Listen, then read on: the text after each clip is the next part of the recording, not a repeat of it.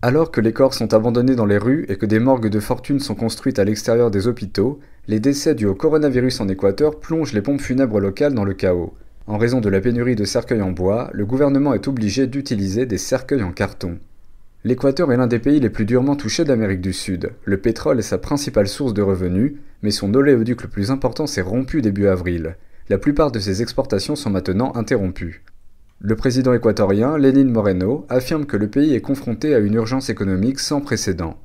Les pays les plus touchés par le virus semblent avoir une particularité commune, des liens étroits avec le Parti communiste chinois. L'Italie, par exemple, est le pays le plus touché d'Europe avec plus de 25 000 morts. En 2019, il a adhéré au projet chinois appelé la ceinture et la route, ou nouvelle route de la soie, malgré les avertissements de ses alliés. Des policiers chinois patrouillent même dans ses rues. L'Équateur a également des liens avec le Parti communiste chinois. Avec l'aide de travailleurs chinois et d'argent prêté par la Chine, le plus grand projet énergétique équatorien a commencé à prendre forme en 2010. Il s'agit du barrage Coca-Codo-Sinclair. Selon le New York Times, ce barrage doit fournir un tiers de l'électricité équatorienne et permettre au pays de sortir de la pauvreté. Au lieu de cela, le projet est un désastre. Le barrage se situe à proximité d'un volcan en activité. Ses installations sont criblées de fissures dues à l'acier de mauvaise qualité. Lorsque les travailleurs ont essayé de le faire fonctionner à plein régime, il a provoqué un court-circuit dans le réseau national du pays. Aujourd'hui, il ne fonctionne plus qu'à la moitié de sa capacité. Mais l'Équateur doit encore payer la Chine. Il doit 19 milliards de dollars pour le barrage et d'autres projets d'infrastructure. Et la Chine veut être payée en pétrole, l'exportation la plus précieuse de l'Équateur. Elle a maintenant le droit d'en percevoir 80%, un chiffre incroyable.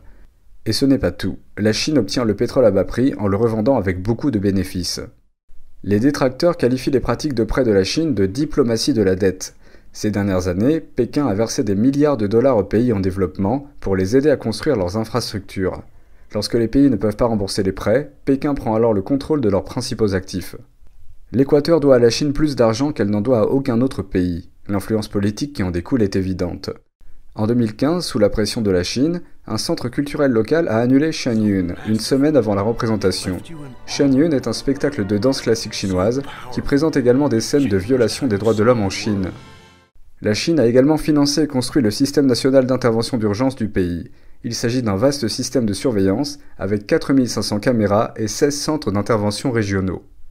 Le système de surveillance a été en grande partie construit par Huawei, une société contrôlée par le gouvernement chinois. Le dirigeant chinois, Xi Jinping, a visité le siège du système de surveillance en 2016.